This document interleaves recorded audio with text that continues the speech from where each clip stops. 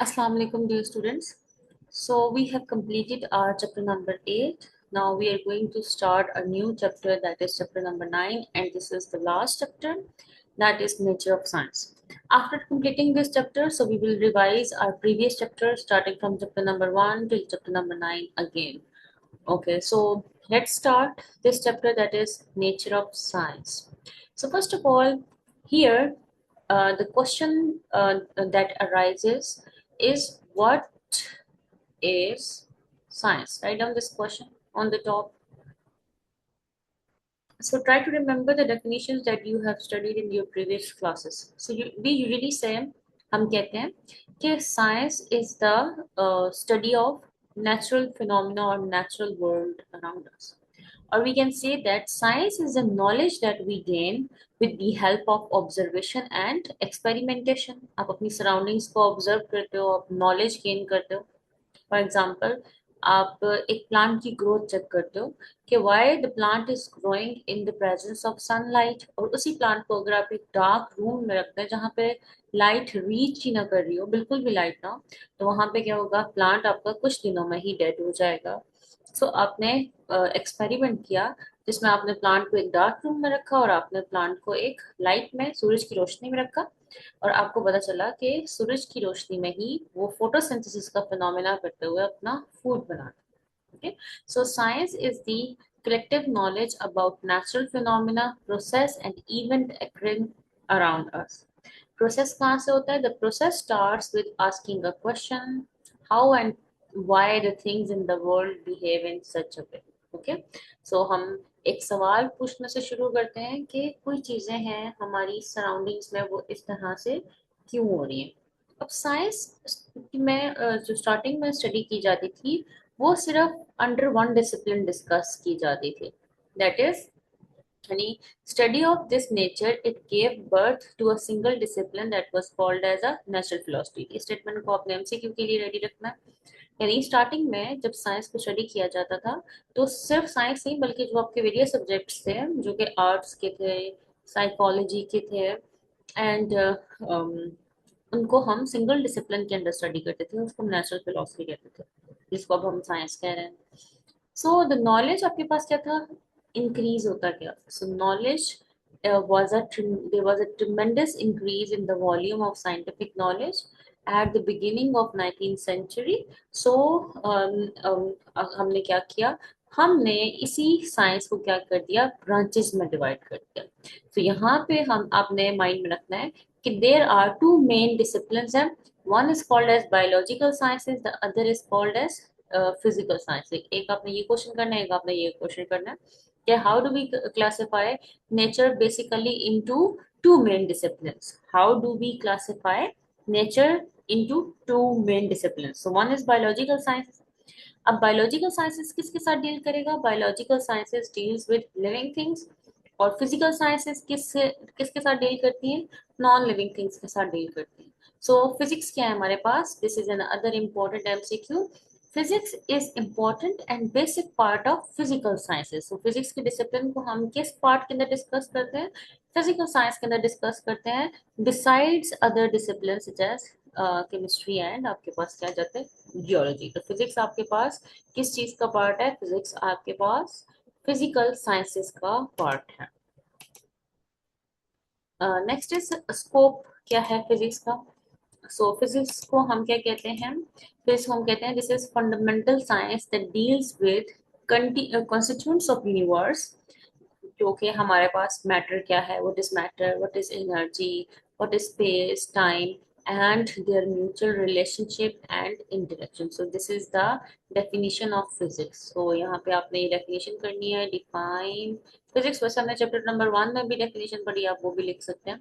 So physics is a fundamental science that deals with the constituents of universe, that is matter क्या है, ये constituents है universe के, energy क्या है, स्पेस क्या है, टाइम क्या है, and what is relationship all between them, और इनका इंटरेक्शन किस तरह से होता है. Okay, it strives us to understand how universe. अब इसकी वजह से हमें कैसे पता चलता है कि हमारी यूनिवर्स काम कैसे करती है. स्मॉलेस्ट सब एटॉमिक पार्टिकल्स किस तरह के हैं, लार्जेस्ट गैलेक्सीज किस तरह की हैं, और क्या प्रोसेस है, साइज क्या है उनका. सो इसकी हेल्प से हम ये चीज़ें फाइंड आउट कर सकते हैं। सो सिर्फ ये जस्ट आपने इंफॉर्मेशन के लिए लाइंस को रीड करना है, यहाँ से अपनी डेफिनेशन रेडी करनी है। So we have studied some of the basic properties of matter, energy, and the relationship between them.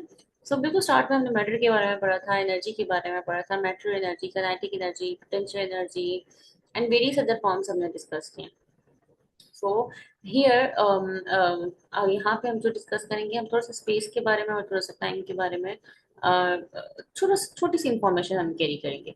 सो आपने इन स्टेटमेंट्स को याद नहीं करना, डेफिनेशन के बाद इनको जस्ट आपने इंफॉर्मेशन के लिए रीड करना। अब स्पेस क्या है? आइंस्टाइन हमें ये कहते हैं कि आपकी जो स्पेस है वो क्या, आपके पास एक थ्री डायमेंशनल फैब्रिक है, 3D है, और इसका जो फोर्थ डायमेंशन है वो आपके पास क्या है? टाइम है आपके पास, इसकी फोर्थ डायमेंशन। सो स्पेस हमारे पास क्या है? एक थ्री डायमेंशनल फैब्रिक की तरह है। और ये हमें किसी भी चीज के बारे की, किसी चीज की पोजीशन के बारे में बताती है और उसके ऊपर फोर्सेस कौन सी कर रही है।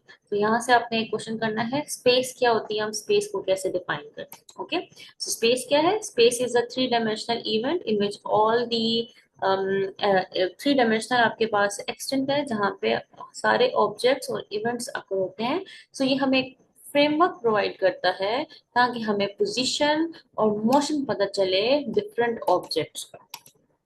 फिर हमारे पास टाइम क्या है? तो अपने स्पेस के साथ टाइम को भी बताना है साथ साथ, कि टाइम को हम क्या एज्यूम कर रहे हैं यहाँ पे।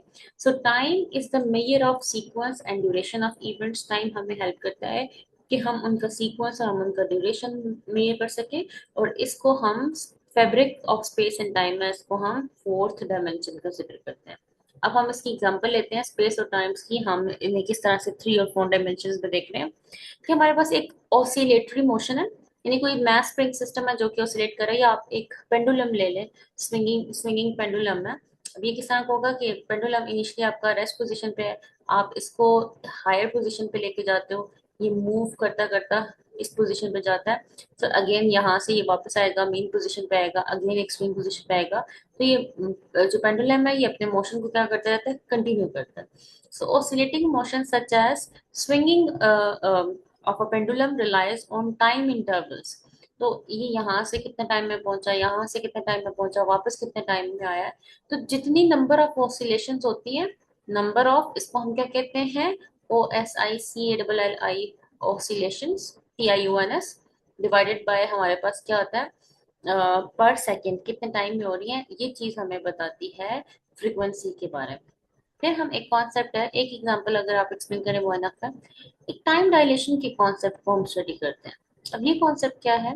ये कॉन्सेप्ट ये है कि जैसे जैसे आप स्पेस में ट्रेवल करते हो ना, आपका जो टाइम पासिंग ड्यूरेशन है अर्थ से, नहीं, अर्थ पे जो टाइम पास हो रहा है, जो स्पेस में पास हो रहा है, टाइम डायलेट कर जाता है। डायलेशन का क्या मतलब है? कोई चीज एक्सपैंड कर रही है, ज्यादा हो रहा है, नहीं टाइम आपका वहां पे क्या हो रहा है? ज्यादा पास हो रहा है उसके मुकाबले में अर्थ जो आपका टाइम है वो कम पास हो रहा है। सो दिस फिनोमेना इज, जो स्पेशल थ्योरी ऑफ रिलेटिविटी में हम ये फिनोमेना दो पर्सन्स की हेल्प से डिस्कस करते हैं। एक आपके पास ऑब्जर्वर होता है that is moving at high speed and one is at the earth. तो उसके फिनोमेना से हम टाइम डायलेशन को डिस्कस करते हैं। लेकिन आपको बस इतना बताना चाहिए, यहाँ पे आप इसको याद नहीं करना कि टाइम डायलेशन क्या है, कि जब हम स्पेस की बात करते हैं तो हम कहते हैं कि आपका टाइम क्या हो जाता है? डायलेट हो जाता है। देन ये हमारे पास कुछ इंट्रोडक्टरी बातें हैं जो आपने अपने माइंड में रखनी है, और इसके बाद हम मेन टॉपिक की तरफ चलते हैं। यहाँ से आपने जस्ट फिजिक्स की डेफिनेशन याद करनी है, और स्पेस क्या है, और आपके पास टाइम क्या है।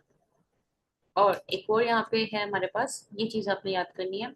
An other branch of the physics is quantum mechanics. Quantum mechanics की ब्रांच को हम यहाँ डिस्कस करते हैं। क्वांटम मैकेनिक्स किसके बारे में बात करती है? Behaviour of particles at atomic and sub atomic levels. यानी आपके पार्टिकल्स यानी एटम्स किस तरह से बिहेव करते हैं, सब एटॉमिक पार्टिकल्स यानी प्रोटॉन है, न्यूट्रॉन है, देन इसके अंदर हमारे पास जो सब एटॉमिक पार्टिकल्स होते हैं, लेप्टॉन्स होते हैं, हार्डन्स होते हैं, जिनको हम अभी डिस्कस करेंगे ब्रांचेस में। So it is how the physics has applied the principle. So यहाँ तक इसकी डेफिनेशन है, यानी हम एटॉमिक और सब एटॉमिक लेवल पे क्या करते हैं? पार्टिकल्स को डिस्कस करते हैं। तो आज के लेक्चर में आपने यही चीजें तैयार करनी है। आपने डेफिनेशंस को अच्छे से प्रिपेयर करना है, साइंस की इसके कितने डिसिप्लिन हैं। फिर आपने फिजिक्स की डेफिनेशन को प्रिपेयर करना है। फिर आपने यहाँ पे स्पेस और टाइम, स्पेस 3 डायमेंशनल है, टाइम आपको 4 डायमेंशंस में हम कंसिडर करते हैं। और उसके बाद आपने डेफिनेशन ऑफ क्वांटम फिजिक्स को करना है, इसको प्रिपेयर करें। अपने रजिस्टर्स के ऊपर आपने नोट्स बनाने हैं और उसमें आपने ये सारी डेफिनेशंस मेंशन करनी है and try to learn it. Okay, students, thank you. This is all for today. Allah Hafiz.